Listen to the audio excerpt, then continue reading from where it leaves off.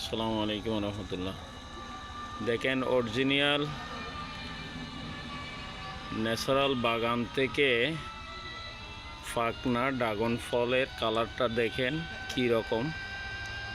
এটা কোথাও সবুজ নাই।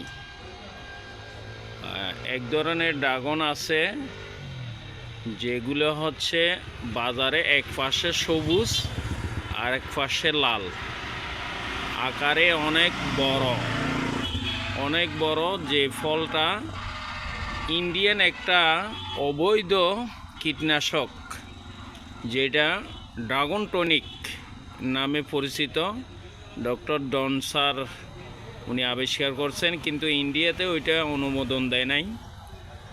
ওই ড্রাগন টনিকটা অবৈধ পথে বাংলাদেশে এনেই কিছু অবৈধ শাসিরা ফলের উপরে স্প্রে করে।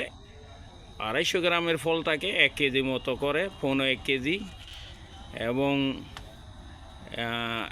500 গ্রামের অনেক বেশি ওজন করে।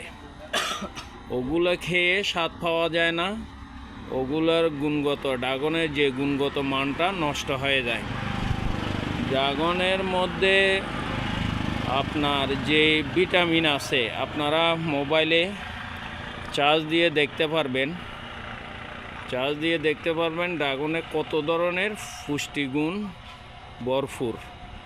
বিশেষ করে যারা ডায়াবেটিস রোগে যারা ভুগতেছেন, তাদের রক্তশূন্যতা থাকে, ড্রাগন খেলে রক্তশূন্যতা পূরণ হয়, আপনার হাড়ের সমস্যা দূর হয়। ছেলে মেয়েদের যাদের ব্রেনের সমস্যা, ব্রেন পরিষ্কার রাখার জন্য, রক্ত শূন্যতা দূর করার জন্য, ব্রেনের স্মৃতিশক্তি বৃদ্ধির জন্য, এইটা হাড়ের থেকে সব ধরনের রোগের উপকার। যারা হার্ট রোগী, এটা খেলে কোনো সমস্যা হবে না, রক্ত পরিষ্কার হবে, রক্ত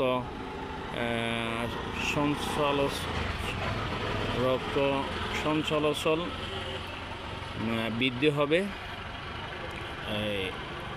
অরিজিনাল ড্রাগন ফলটা আপনারা যদি খান, কিছু ড্রাগন ইদানিং বাইরে থেকেও বাংলাদেশে আসতেছে, বিভিন্ন সুপার শপে ওগুলো বিক্রি হচ্ছে অনেক চড়া দামে। অথচ আমাদের দেশে এত সুন্দর ড্রাগন ফল, এগুলো আপনারা কেউ খান না।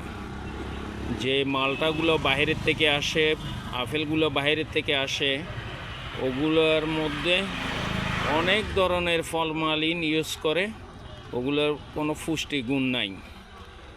আপনারা ন্যাচারাল বাংলাদেশে যে ড্রাগনগুলো উৎপাদন হচ্ছে, অনেক কষ্ট করে চাষিরা উৎপাদন করছে, এই ড্রাগন ফলগুলো আপনারা খাবেন। যে এখানে প্রয়োজন বোধে ড্রাগন বাগানে গিয়ে আপনারা বাগান থেকে ফলগুলো নেবেন। যে বাজারের আশেপাশে, তারপরে আপনার রাস্তার আশেপাশে বিভিন্ন ড্রাগন বাগান আছে, ওই বাগান থেকে আপনারা নিতে পারবেন। আমাদের দাঁতমারার আশেপাশেও